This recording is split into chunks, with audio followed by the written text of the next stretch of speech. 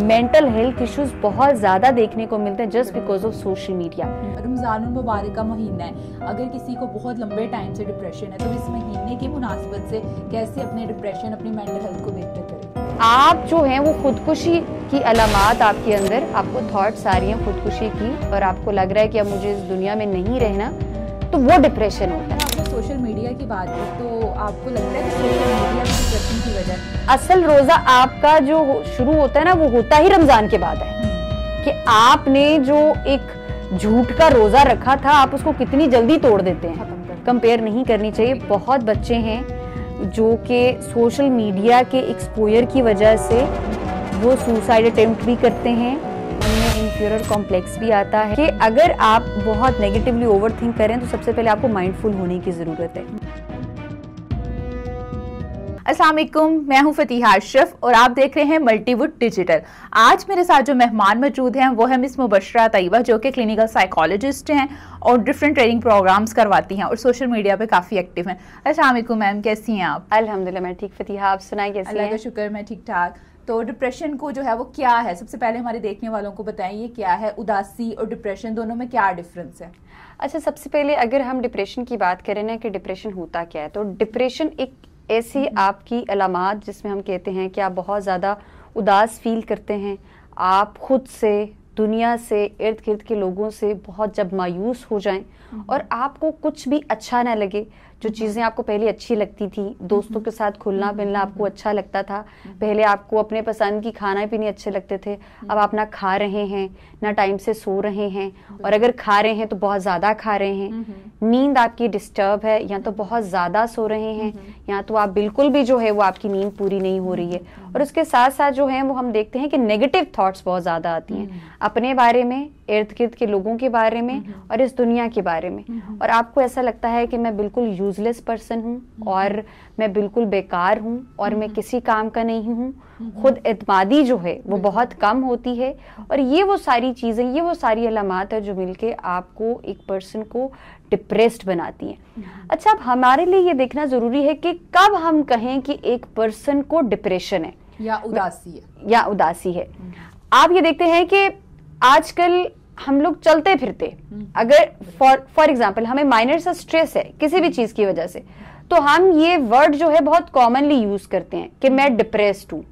तो आपको ये पता होना चाहिए कि जो एक उदासी है वो किसी भी एक वजह की वजह से हो सकती है, किसी भी एक खास लोगों की वजह से हो सकती है, लेकिन वो परसिस्टेंट नहीं है।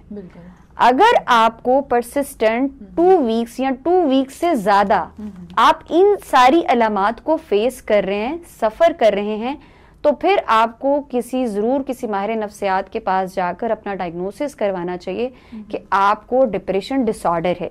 अगर आप इन सारी अलामात को 2 वीक्स तक जो है फेस करते हैं, सफर करते हैं, तो फिर आपको एक दफा खुद पर नजरसानी जरूर करनी चाहिए कि कहीं आपको डिप्रेशन तो नहीं है। लेकिन उसके कंप्लीट डायग्नोसिस के लिए सेल्फ डायग्नोसिस बिल्कुल मत करें, खुद को लेबल बिल्कुल मत करें, बजाय कि लोगों से मशवरे लें, किसी कंसल्टेंट के पास जाएं, उनसे अपनी सारी अलामात को डिस्कस करें ताकि वो आपको सही तरीके से गाइड कर सके कि आपको डिप्रेशन है। या फिर बहुत ज्यादा लोग इस बात को हाईलाइट करते हैं कि आप जो हैं वो खुदकुशी की अलामात आपके अंदर, आपको थॉट्स आ रही हैं खुदकुशी की और आपको लग रहा है कि अब मुझे इस दुनिया में नहीं रहना, तो वो डिप्रेशन होता है। तो जो सुसाइडल थॉट्स है ना, it's a symptom and science of depression. हम ये नहीं कह सकते अगर आपको सिर्फ जो है वो खुदकुशी की थॉट्स आ रही हैं तो ऑब्वियसली हम ये कहेंगे कि आप डिप्रेस्ड हैं, और किस वजह से डिप्रेस्ड हैं ये फिर नेक्स्ट आइडेंटिफाई करने के लिए और मजीद ट्रीटमेंट के लिए और डायग्नोसिस के लिए आप किसी कंसल्टेंट को जरूर जो है वो विजिट करें। अच्छा मैम, आपने बताया कि इसके लिए कोई क्राइटेरिया है कि लाइक पिछले 2 माह से, 3 माह से या 6 मंथ से उसकी ये फीलिंग्स है? तो हाँ, जैसे हमने अभी बात, हाँ बिल्कुल फतिया, जैसे हमने अभी बात की, मैंने आपको बताया कि 2 वीक्स 3 वीक्स तक आपको परसिस्टेंटली ये सारी अलामात अगर आपके अंदर आ रही हैं तो आपको जरूर जो है वो डायग्नोसिस के लिए जाना चाहिए। इंडिकेट करता है कि आपको डिप्रेशन है। रमज़ान मुबारक का महीना है, अगर किसी को बहुत लंबे टाइम से डिप्रेशन है तो इस महीने की मुनासिबत से कैसे अपने डिप्रेशन, अपनी मेंटल हेल्थ को बेहतर करे? अच्छा, हमारी ना सोसाइटी में एक मिसकॉन्सेप्शन है कि अगर किसी का ईमान कमजोर है तो वो लोग डिप्रेस्ड होते हैं। या फिर कहा यह जाता है कि आपके गुनाह बहुत बढ़ गए हैं तो आप जो है ना वो डिप्रेस्ड होते हैं। या आपसे कोई ऐसा बुरा काम हो गया जो आपको नहीं करना चाहिए था, इसलिए अल्लाह ताला ने आपको सजा दी है और सजा के तौर पर जो है ना वो आपको डिप्रेशन हो गया। तो ये वो सारी चीजें हैं कि जिसको हम लिंक करते हैं अपने दीन के साथ, लेकिन रियलिटी में ऐसा नहीं है। डिप्रेशन एक आपकी मेंटल इलनेस है जो लोगों की वजह से आपको हो सकता है, हालात की वजह से हो सकता है, आपके इर्द गिर्द कोई ट्रॉमा ऐसा हो सकता है जिसकी वजह से आप डिप्रेस्ड हो सकते हैं, आपके माजी में कोई ऐसा वाकया हो सकता है जो आपको डिप्रेस बनाता है। लेकिन हम ये नहीं कह सकते कि आपकी जिंदगी में जो है वो आपने कोई ऐसे गुनाह किए और अल्लाह ताला ने आपको सजा के तौर पर जो है वो आप डिप्रेशन में है और अब रमजान का महीना है और रमजान में जो है वो आप अल्लाह ताला से अपने गुनाहों की माफी मांगेंगे तो आपका डिप्रेशन दूर हो जाएगा। नहीं, ऐसा नहीं है। डिप्रेशन डिसऑर्डर जो है वो एक कंप्लीट मेंटल इलनेस है, तो उसके लिए आपको किसी कंसल्टेंट के पास जाना चाहिए मैनेजमेंट के लिए, ट्रीटमेंट के लिए। आप घर में ये बैठ कर नहीं कर सकते कि यस आपकी जो सारा ट्रीटमेंट है वो सिर्फ नमाज पढ़ने से या फिर आपका जो है वो अल्लाह ताला से माफी मांगने से जो है वो आपका डिप्रेशन कंप्लीटली जो है वो खत्म हो जाएगा। ये जरूर है, रिसर्चेस और बहुत ज्यादा स्टडीज इस चीज को प्रूव करती हैं, जो स्पिरिचुअली हाई होते हैं और जिनकी रिलीजियसली एक्टिविटीज बहुत ज्यादा होती हैं और उनकी प्रैक्टिस रिलीजन में बहुत ज्यादा है, उनमें जो डिप्रेशन है उसकी जो साइंस और सिम्टम्स है वो रिड्यूस होना शुरू हो जाते हैं। ये एक लिंक जरूर बनता है कि रमजान में आप ये देखें कि आप कोशिश कर रहे होते हैं कि आपके इर्द गिर्द जितनी नेमतें हैं आप उनका शुक्र अदा करें, फिर आप रोजा रखते हैं, फिर आप 5 टाइम की जब नमाज पढ़ते हैं तो हम कहते हैं बहुत माइंडफुल होके नमाज पढ़ें और आपका एक लाइफ में सेल्फ डिसिप्लिन है। ये वो सारी चीजें हैं, कॉन्ट्रीब्यूशंस हैं जो आपके डिप्रेशन को रमजान में रिड्यूस करती हैं, साइंस और सिम्टम्स को रिड्यूस करती हैं। लेकिन उसके कंप्लीट ट्रीटमेंट के लिए आपको किसी डॉक्टर के पास जाना पड़ेगा। जैसे अगर आपको कोई भी फिजिकल इलनेस है, कोई भी बीमारी है, आप रोजा तो रख रहे हैं लेकिन उस बीमारी के ट्रीटमेंट के लिए, मेडिकेशन के लिए आप डॉक्टर के पास जाते हैं। तो बिल्कुल इसी तरह ज़हनी मसाइल अगर आपके साथ हैं, आप उनको फेस कर रहे हैं, तो रमजान की बदौलत ये है कि आपके जो मेंटल हेल्थ इश्यूज हैं उनके जो साइन सिम्टम्स हैं आपकी बेहतर रूटीन की वजह से, आपकी जो स्पिरिचुअल प्रैक्टिसेस है उनकी वजह से आप बहुत ज्यादा जो है वो ग्रैटिट्यूड फीलिंग में होते हैं, बहुत ग्रैटिट्यूड आपका जो है वो बढ़ जाता है, उस वजह से आपका मूड बहुत इनहैंस हो जाता है। तो ये वो सारी चीजें हैं जो आपके डिप्रेशन को कम कर सकती हैं, साइन को कम कर सकती हैं। लेकिन हम अगर कहें कि नहीं ये सिर्फ जो है वो मुझे सजा मिली है, मेरे गुनाह थे, मुझे किसी ने बद्दुआ दे दी, ये मेरे ईमान की कमजोरी है और उसकी वजह से मुझे डिप्रेशन हो गया, अब मैं अल्लाह ताला से जो है वो सच्ची तौबा करूंगी या करूंगा तो मेरा डिप्रेशन खत्म हो जाएगा। नहीं, वो रिड्यूस होगा। मुकम्मल तौर पर खात्मे के लिए आपको किसी कंसल्टेंट के पास जाना पड़ेगा। आपने फिजिकल सिम्टम्स की बात की कि लोग फिजिकल सिम्टम्स के लिए तो अगर छोटा सा सर में भी दर्द हो तो उन्हें ये होता है कि अच्छे से अच्छे फिजिशियन के पास है, लेकिन मेडिकल के लिए, मेंटल हेल्थ के लिए, उसके लिए कभी भी नहीं जाते। इसकी क्या वजह है? अच्छा, हमारी सोसाइटी, ये कल्चरल स्टिग्मा है और मिसकंसेप्शंस है हमारी सोसाइटी में। हमारी सोसाइटी में ये है कि अगर आप किसी क्लिनिकल साइकोलॉजिस्ट के पास, किसी काउंसलर के पास, साइकियाट्रिस्ट के पास अगर आप जा रहे हैं तो इसका मतलब है कि आप बहुत वीक हैं या फिर आपकी सोशली आपको वो एक्सेप्टेंस नहीं दी जाती। हम बच्चियों को अगर कोई मसला हो ना तो मदद से कहें कि मुझे कोई ज़हनी मसला है तो आप मुझे किसी माहिर नफ्सियात के पास ले जाएं, तो हमारी मदद कहती हैं कि अगर किसी को पता चल गया तो तुम्हारा कोई रिश्ता ही नहीं आएगा। सेम केस बॉयज के साथ भी होता है कि अगर लड़कों को कुछ इस तरह के इश्यूज हों वो अपने पेरेंट्स को बताएं तो पेरेंट्स यही चुप करके बिठा देते हैं कि अगर फैमिली वालों को पता चलेगा कि लड़का है तो लड़का होकर इसको ज़हनी मसाइल कैसे हो सकते हैं। बिल्कुल, हमारे मर्दों में भी बहुत ज़हनी मसाइल होते हैं जिनको हमें बिल्कुल भी इग्नोर नहीं करना चाहिए। लेकिन हमारी सोसाइटी में मिथ्स हैं कि ये समझा जाता है कि अगर आप ज़हनी मसाइल के लिए किसी से हेल्प ले रहे हैं तो इसका मतलब है या तो आप पागल हैं या तो आप कमजोर हैं। और हाँ, हमारे पास लोग नहीं लेके आते, लेकिन पेरेंट्स जो हैं वो पीराओं और बाबों के पास जरूर लेके चले जाएंगे कि शायद इसको जो है वो जिन भूत इस तरह की चीज नजर लगी, कुछ इस तरह के। तो हमें ये सबसे पहले सोसाइटी में अवेयरनेस क्रिएट करनी होगी कि इट्स नॉर्मल, बिल्कुल नॉर्मल। जैसे आपकी बॉडी में कुछ चेंज आता है, इसी तरह बिल्कुल आपकी माइंड में आपकी थॉट्स की वजह से, आप देखें आपकी नेगेटिव थॉट्स की वजह से आपकी इमोशनल, आप डिसरेगुलेट हो जाते हैं, आपके बिहेवियर में चेंज आता है, आपकी आदत में चेंज आता है, आपकी डेली की रूटीन डिस्टर्ब होती है, डेली की जो फंक्शनिंग है वो डिस्टर्ब होती है। तो उनको ठीक करने के लिए आप किसी भी कंसल्टेंट के पास जा रहे हैं और वो आपको बिल्कुल आपकी ट्रीटमेंट जो है वो उसी के अकॉर्डिंग ही करेगा। तो इट डजंट मीन दैट कि आप पागल हैं। कुछ भी, जैसे गाड़ी है उसको रिपेयर करने के लिए आप किसी के पास तो लेके जा रहे हैं, तो इसी तरीके से आपकी माइंड की भी रिपेयरिंग के लिए आप जो है वो किसी माहिर नफ्सियात के पास लेके जाते हैं, ताकि आपके माइंड की जो नेगेटिव थॉट्स हैं उनको वो पॉजिटिव में चेंज कर सके। उसकी वजह से आपकी जो इमोशनल प्रॉब्लम्स हैं वो भी रिजॉल्व होंगे। आप देखेंगे कि आपकी बिहेवियरल जो चेंजिंग्स आ रही हैं वो भी इम्प्रूव होना शुरू हो जाएंगी। तो हमारी सोसाइटी में ये जो मिथ्स हैं अभी बहुत हद तक कम हो चुके हैं, लेकिन फिर भी अगर आप गांव वाले इलाके में देखें तो वहां पर फिर भी ये चीजें अभी इतनी नॉर्मल नहीं है, शहरों में भी इतनी नॉर्मल नहीं है। तो जितनी जितनी इसकी अवेयरनेस ज्यादा होगी उतना जो है वो लोग इसके बारे में बातचीत करेंगे और हेल्प सीकिंग को, प्रोफेशनल हेल्प सीकिंग को वो बुरा नहीं मानेंगे। लेकिन हमारी सोसाइटी में स्टिग्मास और मिथ्स हैं। इस चीज की अवेयरनेस हम दें कैसे? अभी हम ये पॉडकास्ट कर रहे हैं जी, तो अभी ये पॉडकास्ट जो है वो हजारों और लाखों में लोग देखेंगे, तो ये हम अवेयरनेस क्रिएट कर रहे हैं। मुझे तो लगता है कि आपने मैसिव लेवल पर कोई मैसेज अगर अपनी जनरल पब्लिक तक पहुंचाना है तो social media is the best platform. मैं पूरे पाकिस्तान में ट्रैवल करती हूँ, मैं यूनिवर्सिटीज में जाती हूँ, इंटरनेशनल नेशनल कॉन्फ्रेंसेस पर वर्कशॉप होती हैं, हम वहाँ पर बात करते हैं। तो वो हमारी क्या हम लोग कर रहे हैं, वो अवेयरनेस क्रिएट कर रहे हैं, मेंटल हेल्थ की इंपॉर्टेंस की बात कर रहे हैं, मेंटल हेल्थ के स्कोप पर बात कर रहे हैं। तो इसी तरह से ये डिजिटल हमारे जो प्लेटफॉर्म्स हैं इनके थ्रू अभी आप देखेंगे कि न्यूज चैनल्स जो हैं वो भी इस पर बात करते हैं, क्योंकि खबरें तो सब लोग देखते हैं, तो वहां से भी काफी जो अवेयरनेस है क्रिएट हो रही है।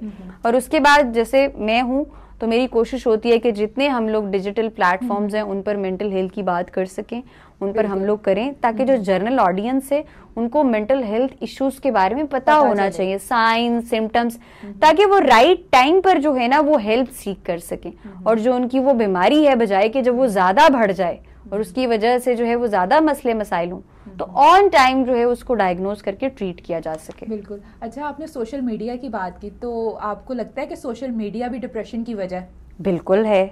जो लोग हमारे, आप देखें ना जी, अगर मैंने स्क्रीन पर कोई वीडियो देखी है और मैं ऑलरेडी एक इन्फीरियर कॉम्प्लेक्स का शिकार हूँ और उसके बाद मैंने ऐसी वीडियो देख ली है, तो फिर मेरी अनरियलिस्टिक एक्सपेक्टेशंस जो हैं वो बढ़ना शुरू हो जाती हैं और रियलिटी में जब वो फुलफिल नहीं होती हैं तो फिर उसकी वजह से क्या नेगेटिव थॉट्स आती हैं। जैसे कि मैं आपको एक एग्जांपल देती हूँ, आजकल जो फैमिली कंटेंट दिखाया जा रहा है, व्लॉगिंग दिखाई जा रही है, बिल्कुल, जब लड़कियां उसको अपनी लाइफ के साथ कंपेयर करती हैं। मूवीज, व्लॉगिंग, यूट्यूब पर जितनी भी चीजें आपके सोशल मीडिया पर जितनी भी चीजें हैं, आप उनको जब अपनी रियल लाइफ से रील और रियल, जब इन दोनों लाइफ पे आप कंपैरिजन करेंगे तो आपको जो है वो स्ट्रेस होगा कि मेरी लाइफ में ये क्यों नहीं है, मेरे पास ये क्यों नहीं है, मेरी स्किन ऐसी क्यों नहीं है, मेरे ये बाल ऐसे क्यों नहीं है, मैं ऐसी क्यों नहीं, मैं इतनी फिट क्यों नहीं हूँ, मेरे साथ क्यों मसले हैं, लोगों की लाइफ तो इतनी अच्छी है। वो अच्छी लाइफ ही दिखा रहे हैं, वो आपके 24 घंटे जो हैं, आप एक दिन में 24 घंटे हैं, वो 24 घंटों की एक दिन की लाइफ जो है वो 10 मिनट में दिखा देते हैं। तो आप ये सोचें कि वो 10 मिनट में सिर्फ अच्छा ही दिखाएंगे आपको।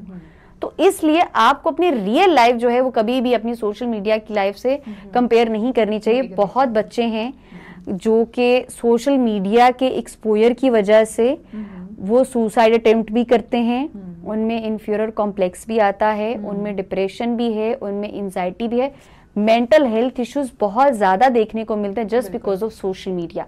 तो जहां पर हम बात करते हैं कि ये एक ब्लेसिंग है, वहां पर दूसरी तरफ इसके जो हैं ये यू कैन से के नुकसानात भी हैं जो हमारी यूथ के अंदर देखने को मिल रहे हैं। तो वहां पर आपकी अपनी सेल्फ स्टीम बहुत हाई होनी चाहिए कि ताकि आप वो रियल पिक्चर लॉजिकल सोच सकें। ठीक है, आप अनरियलिस्टिक होके ना सोचें कि कोई भी चीज आपने सोशल मीडिया स्क्रीन पर देखी है तो उसको आप अपनी लाइफ के साथ रिलेट करना शुरू कर दें।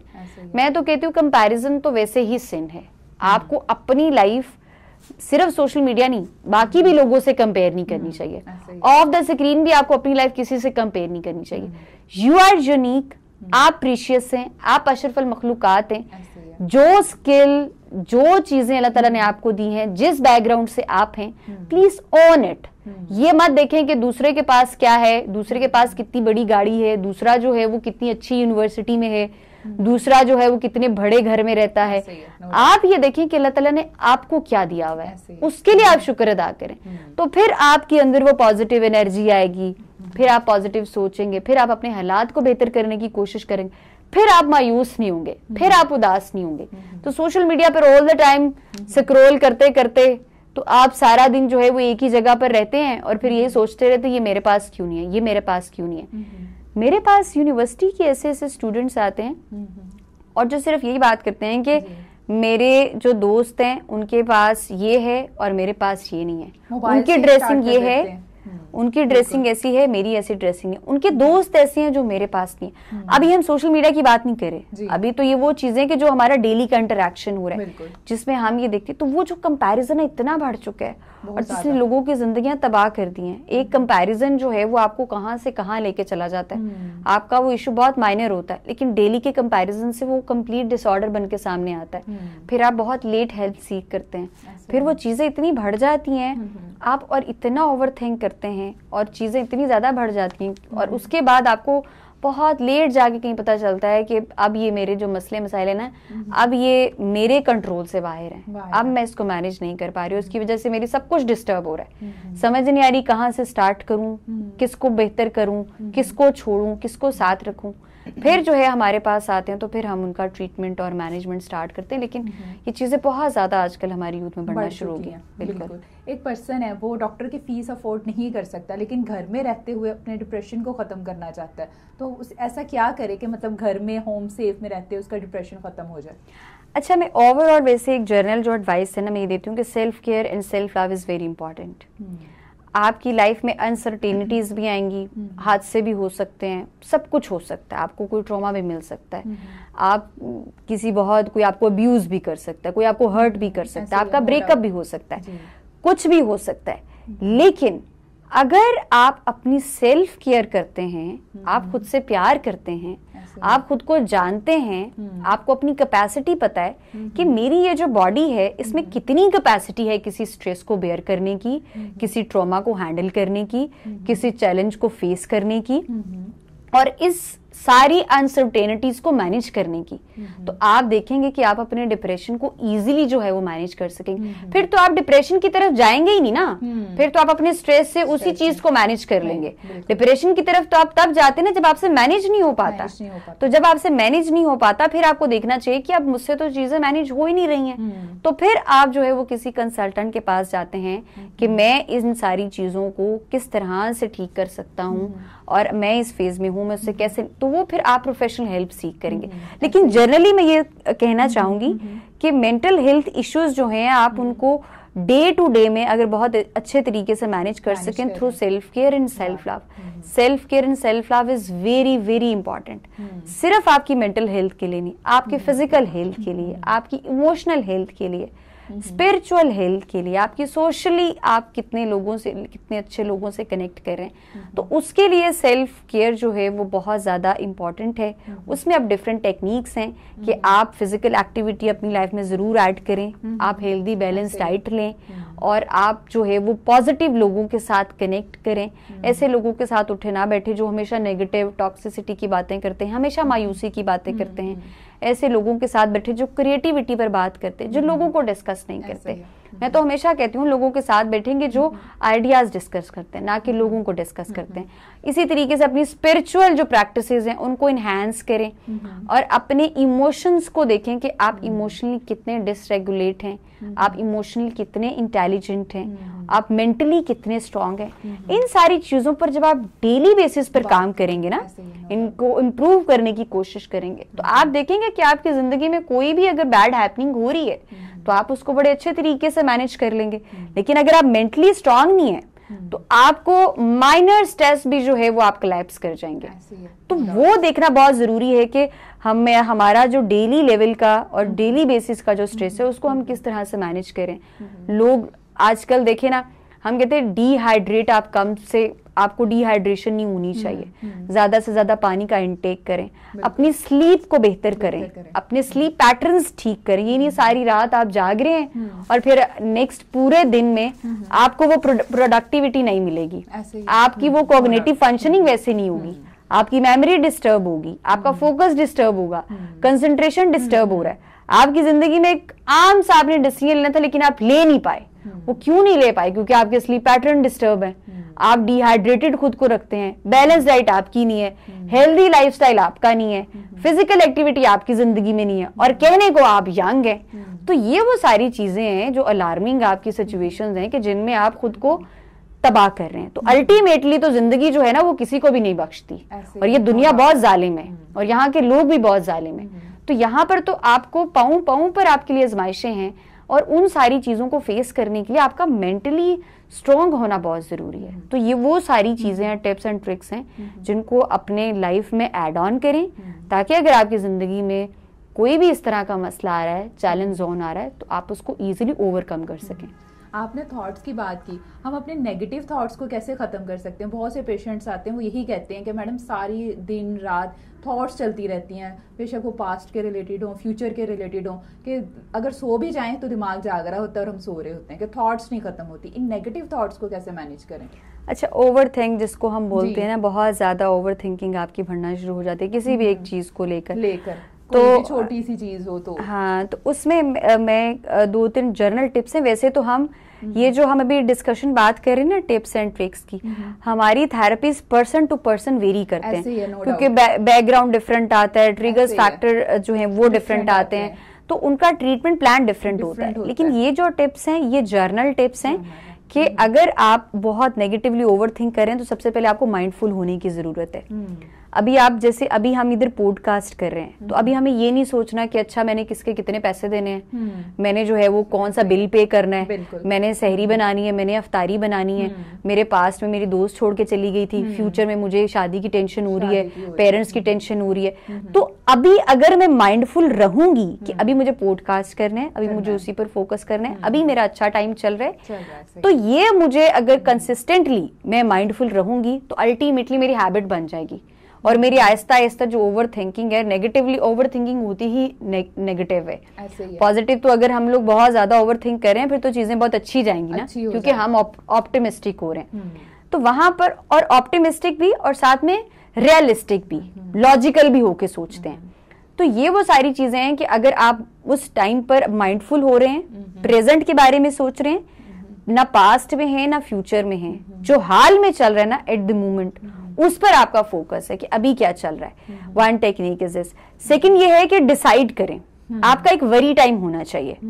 सारा दिन आप काम कर रहे हैं या यूनिवर्सिटी में जा रहे हैं या बच्चों के साथ एंगेज हैं, जिस भी आप जगह पर हैं, अपने लिए एक टाइम सेट करें। 5 मिनट रखने हैं, 10 मिनट रखने प्लेस के। अच्छा, सारा दिन मैं टेंशन नहीं लूंगा, सारा दिन जो है मैं ओवर थिंक नहीं करूंगा किसी का।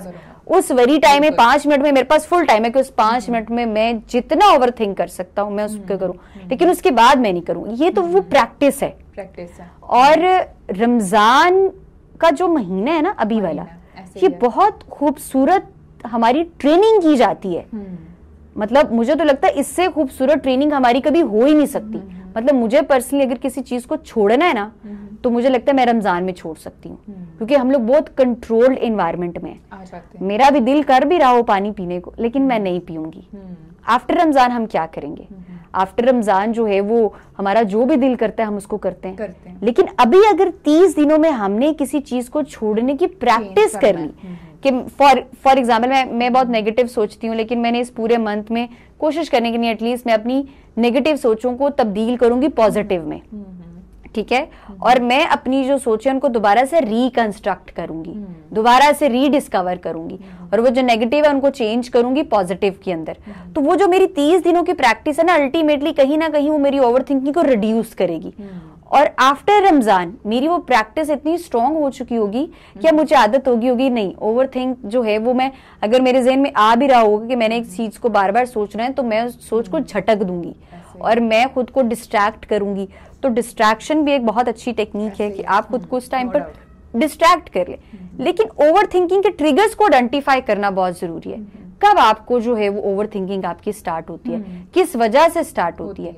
किसी पर्सन की वजह से, किसी स्पेशल सर्कमस्टांसेस की वजह से, कोई आपके घर का माहौल ऐसे उस वजह से, वर्क प्लेस पर जाते हुए किस वजह से, और किन फैक्टर जो है वो कंट्रीब्यूटिंग फैक्टर्स होते हैं कि वो आपकी ओवरथिंकिंग को बढ़ाते हैं। फॉर एग्जांपल मैं तो पहले ही बुरा सोच रही थी, फतीहा ने भी आके मुझे कहा कि हाँ हाँ आप तो ऐसी हैं, आप तो खराब हैं, आपके अंदर ही मसले, तो मेरी ओवरथिंकिंग और बढ़ना शुरू हो जाए। क्यों? क्योंकि फतीहा ने भी स्टैंप लगा दी। तो ये ट्रिगर्स हमें आइडेंटिफाई करने की जरूरत है कि जो कंट्रीब्यूट करते हैं कि हम ज्यादा से ज्यादा ओवरथिंक करें। ऐसे करें। और बिल्कुल मुझे लगता है कहीं ना कहीं इसकी वजह ये भी है कि लोगों ने फिजिकल एक्टिविटी करना छोड़ दी है। फिजिकल देखिए, मैं तो कहती हूँ कि इतनी ये हमारे यूथ के मसले, पहले हम भी जैसे छोटे होते थे तो हम कोई ना कोई गेम्स खेलते थे, कोई ना कोई एक्टिविटी करते थे, हम फुटबॉल खेलते थे, हम लोग वो सारी एक्टिविटीज करते थे जिसमें हमारी बॉडी की मूवमेंट हो रही है। और आप देखें ना कि फिजिकल जब आपकी मूवमेंट होती है तो एंडोर्फिन रिलीज होता है, तो उसके बाद आप देखते हैं उसकी वजह से आपका मूड बेहतर होता है और उसकी वजह से आपके जो स्ट्रेस है वो रिड्यूस होता है। तो इसलिए तो हम कहते हैं कि आपको जो है वो मैं तो कहती हूँ कि जो यंग जनरेशन है उनको मस्ट जिम ज्वाइन करनी चाहिए। अगर आप जिम ज्वाइन नहीं कर सकते तो फीमेल घर में वर्कआउट करे, लेकिन डेली बेसिस पर या फिर वीक में 3 से 4 दफा जो है वो कोई ना कोई फिजिकल एक्टिविटी जरूर ऐड करें। It's not just for your physical health बल्कि आपकी मेंटल हेल्थ के लिए बहुत जरूरी है, ताकि आप अपने स्ट्रेस के लेवल को रिड्यूस कर सकें और डेली बेसिस पर आप खुद को बहुत रिफ्रेश फील करेंगे, एक्टिव फील करेंगे। अक्सर आपने लोग देखा होगा कि आजकल हमारी यूथ जो है वो बहुत लेथार्जिक होती है, फटीग बहुत फील करते हैं। तो ये वो सारी चीजें क्योंकि आपकी जिंदगी में फिजिकल एक्टिविटी नहीं है, आप कंफर्ट जोन में, तो physical activity is very very important, बहुत जरूरी है। अगर रमजानुल मुबारक की मुनासबत से बात करें तो रोजा रखना हमारे लिए सेहत के लिए कितना मुफीद है, और रोजा और सब्र दोनों आपस में कितना कनेक्टिविटी है? अच्छा, मुझे लगता है कि जो रमज़ान का महीना ना, ये एक बड़ा ही खूबसूरत महीना है कि जहाँ पर हमें आहिस्ता आहिस्ता हमें इस जो दुनिया की हकीकतें हैं ना उनसे आगाह किया जाता है कि ये जितना भी कंट्रोल है इस पूरी दुनिया में वो अल्लाह का कंट्रोल है। हमारे पास तो किसी चीज़ का कोई इख्तियार है ही नहीं है। रमज़ान वो वाहिद महीना है जो कि हमें पेशेंस सिखा रहा है। मेरे सामने खाना पड़ा है लेकिन मैं खा नहीं सकती। लेकिन आजकल की यूथ में क्या है, जल्दबाजी, कारोबार करना है तो जल्दी फायदा चाहिए, शादी करनी है समझ नहीं आ रही तो जल्दी डिवोर्स चाहिए, कोई रिलेशनशिप बना है चल नहीं सकता तो फौरन से ब्रेकअप चाहिए, थोड़ी सी हमारी अंडरस्टैंडिंग नहीं बनी तो हम चलो इसको एंड करते हैं, दोस्तियां खत्म करते हैं। कारोबार में हम एक दूसरे के पार्टनर्स हैं, कुछ समझ नहीं आया लॉस हो गया तो आओ कारोबार ही खत्म करते हैं। तो हमें जितनी जल्दी चीज को बनाने की जल्दी है उतनी उसको जल्दी खत्म करने की भी है। तो रमजान एक ऐसा महीना है जो हमें सिखा रहा है कि देखो सब्र सिखा रहा है, हमारा स्टैमिना बढ़ा रहा है एक्चुअली, कि आपका जो स्टैमिना है वो इंक्रीज हो। अब स्टैमिना कैसे इंक्रीज हो रहा है कि अभी हमारे अंदर वो कुव्वत बर्दाश्त पैदा हो रही है ना, कि हमारे सामने भी खाना पड़े लेकिन हम नहीं खा रहे, तो ये क्या कर रहे हैं, सब्र कर रहे हैं। प्यास लगी है, पानी सामने है लेकिन नहीं पी रहे, और ये हमारी ट्रेनिंग हो रही है। अगर हम पानी तो वैसे पी भी लें लेकिन हमें यह है कि नहीं हमारा रोजा टूट जाएगा। तो वो जो हमारा एक रोजा है और रोजे के जो अहकामात है उसको फुलफिल करने के लिए जो है वो हम किसी भी चीज को हाथ नहीं लगाते। और मुझे ऐसा लगता है कि जो रमजान है ना, दुनिया में रहते हुए सिर्फ खाने पीने को तर्क करने का नाम नहीं है, इस दुनिया में रहते हुए दुनिया को तर्क कर देना रमजान है। मतलब इसमें आप इतने सेल्फ डिसिप्लिन्ड हो रहे हैं, ठीक है, और आप हर चीज छोड़ें, झूठ छोड़ें, ठीक है, शराब छोड़े हैं, आप जो है सिफारिश जो है वो हर बुरे काम, करप्शन और नाप तोल में कमी, आप सब नहीं, रमजान है अब नहीं करने, रमजान के 1 महीने बाद बेशक हम स्टार्ट कर लेंगे। मैंने एक दो मैं अपने जो भाई जान थे हम उनके लिए प्रपोजल देख रहे थे, तो जो मैच में तो उन्होंने कहा कि मैं पूरे रमजान में ना अपना काम बंद कर देता हूँ इबादत के लिए, लेकिन मुझे ये लगा कि वो इबादत के लिए बंद नहीं करते। आप झूठ की बेसिस पर लोगों के रिश्ते करवाते हैं, तो आपको लगा कि रमजान में तो झूठ बोलना बहुत बुरी बात है, तो मैं मुसलमान हूँ। तो मुझे ये लगता है कि असल रोजा आपका जो शुरू होता है ना, वो होता ही रमजान के बाद है।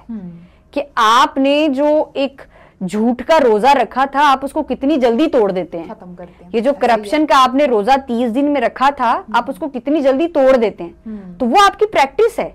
अगर आपने रमजान के बाद वही प्रैक्टिस शुरू कर दी झूठ की, और वही करप्शन, वही लोगों से जो है धोखा देना, लोगों को हर्ट करना और किसी के नाप तोल में कमी करना, रमजान के बाद भी अगर आप वैसा करें तो सॉरी टू से आपने रमजान से कोई फायदा लिया ही नहीं है, अगर आपने खुद को चेंज नहीं किया। ये एक ट्रांसफॉर्मेशनल पीरियड है। तो आप में सेल्फ डिसिप्लिन आता है। हम एक टाइम पर खा रहे हैं, एक टाइम पर जो है वो हम लोग रोजा अफ्तार कर रहे हैं, तो लाइफ कितनी डिसिप्लिन्ड हो गई है। वैसे हमें पता ही नहीं होता, जब दिल चाहा हम लोग खा रहे होते हैं, जब दिल चाहा हम लोग जो है वो मतलब रातों को उठ के भी हमें जो है वो 6-6 दफा हम लोग दिन में खाना खाते हैं। अभी हमारे 2 टाइम है, एक सुबह का और एक शाम का। तो बड़ी एक बैलेंस डाइट चल रही है, जिसकी वजह से आपकी जो फिजिकल हेल्थ है वो भी इम्प्रूव होती है और आपकी मेंटल हेल्थ भी इम्प्रूव होती है। आप में सेल्फ कंट्रोल बढ़ना शुरू हो जाता है।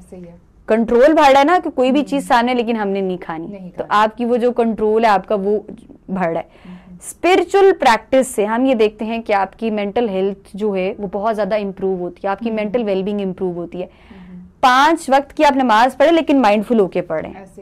रमजान से पहले हम नमाज देखें तो हमारी नमाज कहीं और होती है, हम कहीं और होते हैं। लेकिन रमजान में हमारी कोशिश होती है कि हम अपने अल्लाह ताला से कनेक्शन बना के रखें। फिर हमारी कोशिश होती है कि रमजान में हम हर टाइम जो है ना वो जिक्र करें। मतलब हमारी जुबान पर जो है वो ऑल द टाइम जिक्र होना चाहिए। मैंने कोई ऐसी गलत बात नहीं करनी जिसकी वजह से कोई दूसरा हर्ट ना हो। तो ये वो सारी पॉजिटिव चीजें हैं जो अल्टीमेटली हमारे कैरेक्टर को स्ट्रेंथन करती हैं, और हम ये देखते हैं कि हमारे अंदर जो है बड़ी पॉजिटिव चेंजिंग्स आती हैं। उसके साथ साथ हम ये देखते हैं कि आप जितना शुक्र अदा करते हैं उतनी आपकी सेल्फ स्टीम जो है ना वो बढ़ती है। शुक्र आप किन चीजों का कर रहे हैं, फिर आप जो है ना वो आइडेंटिफाई करते हैं ना पहले कि मेरे अंदर ये भी अच्छा है, मेरे अंदर ये भी अच्छा है, मेरे अंदर ये भी अच्छा है। और जब आप अपनी अच्छाइयां देखते हैं, अपनी ब्लेसिंग्स को काउंट करते हैं, फिर शुक्र करते हैं, तो आपको अपना आप अच्छा लगना शुरू होता है। आप में एक पॉजिटिव एनर्जी आती है, कुछ करने की एनर्जी आती है। फिर जब हम लोग रमजान में फितराना या ज़कात देते हैं, तो फिर हम देखते हैं कि हम बहुत सारे लोगों से बहुत बेहतरीन है। कंपैरिजन, वहां पर पॉजिटिव कंपैरिजन आता है, तो वो ग्रैटिट्यूड लेवल बढ़ जाता है। तो उसकी वजह से मेंटल वेलबींग आपकी जो है ना वो बढ़ना शुरू हो जाती है। और सबसे बड़ी बात कि हम ये देखते हैं कि सेक्रीफाइस का जो एक आपका कॉन्सेप्ट है कि किसी भी चीज को सेक्रीफाइस करना फॉर द सेक ऑफ अल्लाह। रोजे में हम खाने पीने को जो है वो तर्क कर रहे हैं अल्लाह ताला के लिए। तो वो जो मेन एक चीज थी ना वो तकवा था हमारे अंदर। जो एक रमजान के अंदर जो चीज हम मेन सिखानी थी वो तकवा था।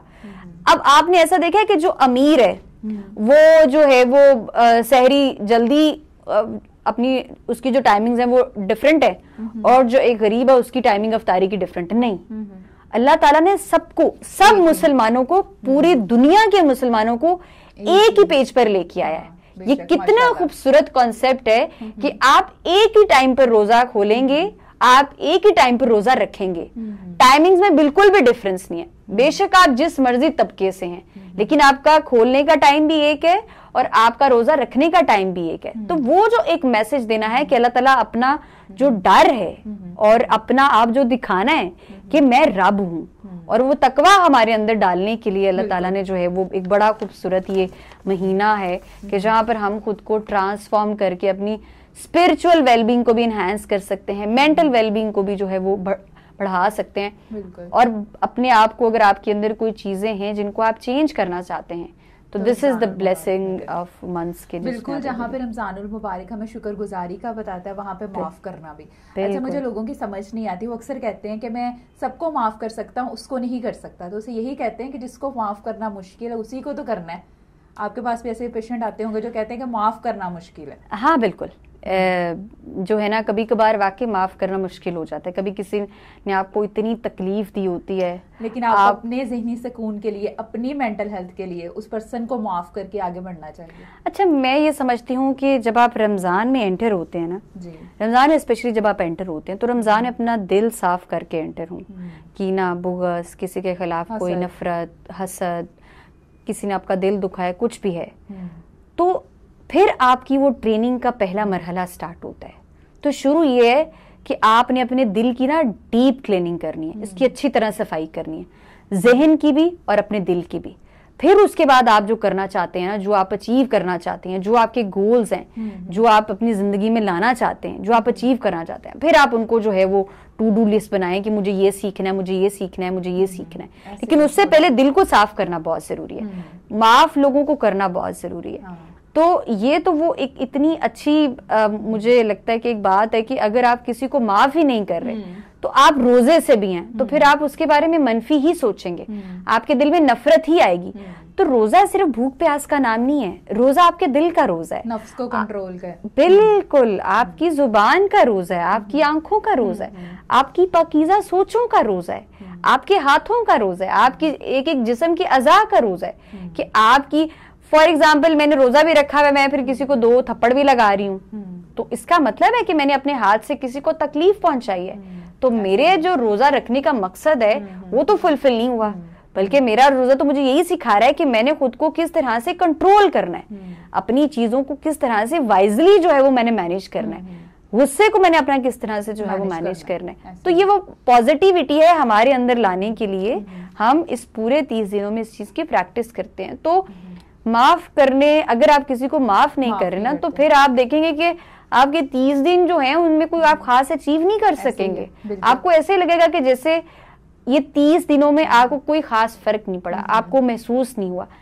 जो लोग रियल में अपनी स्ट्रगल करते हैं, वर्क करते हैं, इस पूरे रमजान में पूरा डिजाइन करते हैं, अपने टू डू लिस्ट बनाते हैं, किन चीजों को अपनी जिंदगी से निकालना है, किन को ऐड ऑन करना है, तो आप देखेंगे कि रमजान के एंड पर उनको फील होगा कि हमारे अंदर कुछ चेंज आया।